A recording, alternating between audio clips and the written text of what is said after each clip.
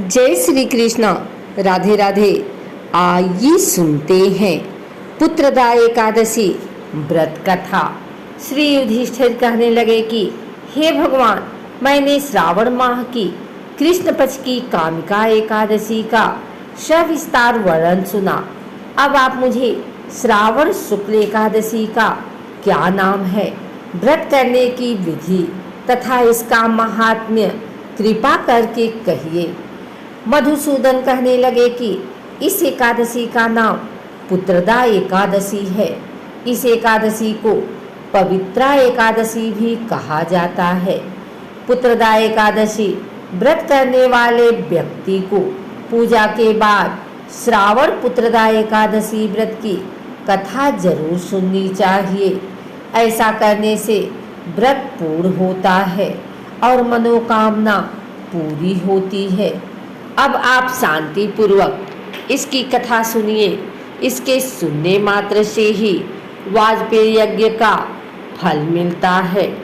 द्वापर युग के आरंभ में महिष्मती नाम की एक नगरी थी, जिसमें महिजीत नाम का राजा राज्य करता था। लेकिन पुत्रहीन होने के कारण राजा को राज्य सुखदायक नहीं लगता था। उसका मानना था कि जिसकी संतान न हो, उसके लिए यह लोक और परलोक दोनों ही सुखदायक होता है। पुत्र सुख की प्राप्ति के लिए राजा ने अनेक उपाय किए, परंतु राजा को पुत्र की प्राप्ति नहीं हुई।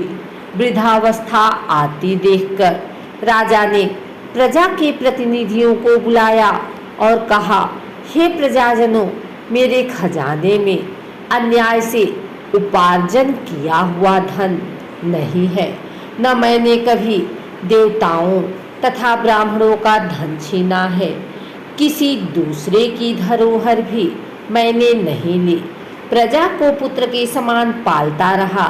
मैं अपराधियों को पुत्र तथा बांधवों की तरह दंड देता रहा। कभी किसी से घृणा नहीं की, सबको समान माना है। सज्जनों की सदा पूजा करता हूँ। इस प्रकार धर्मयुक्त राज्य करते हुए भी मेरे पुत्र नहीं है, सो मैं अत्यंत दुख पा रहा हूँ। इसका कारण क्या है? राजा महिजीत की इस बात को विचारने के लिए मंत्री तथा प्रजा के प्रतिनिधि वन को गए। वहाँ बड़े बड़े महर्षि मुनियों के दर्शन किए। राजा की उत्तम कामना की पूर्ति के लिए किसी श्रेष्ठ तपस्वी मुनि को देखते फिरते रहे। एक आश्रम में उन्होंने एक अत्यंत वयोवृद्ध धर्म के ज्ञाता, बड़े तपस्वी, परमात्मा में मन लगाए हुए, निराहार, जितेंद्रिय, जितात्मा, जित क्रोध, सनातन धर्म के गुण तत्वों को जानने वाले, समस्त शास्त्रों के ज्ञाता महात्मा लोमश मुनि को देखा, जिनका कल्प के व्यतीत होने पर एक रोम गिरता था। सबने जाकर ऋषि को प्रणाम किया।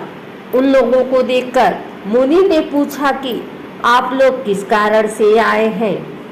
निसंदेह मैं आप लोगों का हित करूंगा। मेरा जन्म केवल दूसरों के उपकार के लिए हुआ है, इसमें संदेह मत करो। लोमश ऋषि के ऐसे वचन सुनकर सब लोग बोले, हे महर्षि, आप हमारी बात जानने में ब्रह्मा से भी अधिक समर्थ हैं, अतः आप हमारे इस संदेह को दूर कीजिए। महिष्मतीपुरी का धर्मात्मा राजा महिजीत प्रजा का पुत्र के समान पालन करता है, फिर भी वह पुत्रहीन होने के कारण दुखी है। उन लोगों ने आगे कहा कि हम लोग उसकी प्रजा हैं, अतः उसके दुख से हम भी दुखी हैं। आपके दर्शन से हमें पूर्ण विश्वास है कि हमारा यह संकट अवश्य दूर हो जाएगा, क्योंकि महान पुरुषों के दर्शन मात्र से अनेक कष्ट दूर हो जाते हैं। अब आप कृपा करके राजा के पुत्र होने का उपाय बतलाएं। यह वार्ता सुनकर ऋषि ने थोड़ी देर के लिए नेत्र बंद किए और राजा के पूर्वजन्म का वृतांत जानकर कहने लगे कि यह राजा पूर्वजन्म में एक निर्धन वैश्य था। निर्धन होने के कारण इसने कई बुरे कर्म किए। यह एक गांव से दूसरे गांव व्यापार करने जाया करता था। एक समय ज्येष्ठ मास के शुक्ल पक्ष की द्वादशी के दिन मध्याह्न के समय वह जबकि 2 दिन से भूखा प्यासा था, एक जलाशय पर जल पीने गया। उसी स्थान पर एक तत्काल की ब्याही हुई प्यासी गौ जल पी रही थी।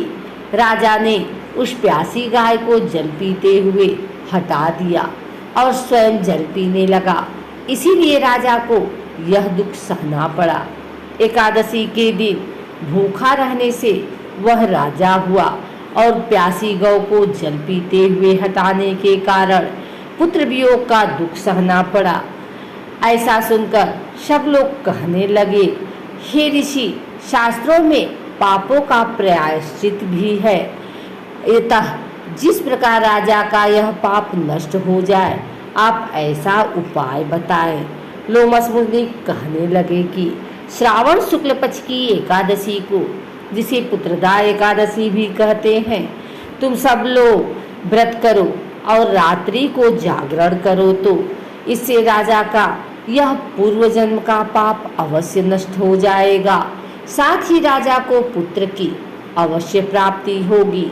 लोमस ऋषि के ऐसे वचन सुनकर मंत्रियों सहित सारी प्रजा नगर को वापस लौट आई और जब श्रावण शुक्ल एकादशी आई तो ऋषि की आज्ञा अनुसार सबने पुत्रदा एकादशी का व्रत और जागरण किया।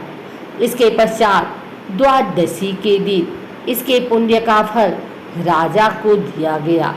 उस पुण्य के प्रभाव से रानी ने गर्भ धारण किया और प्रसव काल समाप्त होने पर उसके एक बड़ा तेजस्वी पुत्र उत्पन्न हुआ। इसलिए हे राजन, इस श्रावण शुक्ल एकादशी का नाम पुत्रदा पड़ा। अतः संतान सुख की इच्छा हासिल करने वाले इस व्रत को अवश्य करें। इसके महात्म्य को सुनने से मनुष्य सब पापों से मुक्त हो जाता है और इस लोक में संतान सुख भोग कर परलोक में स्वर्ग को प्राप्त होता है।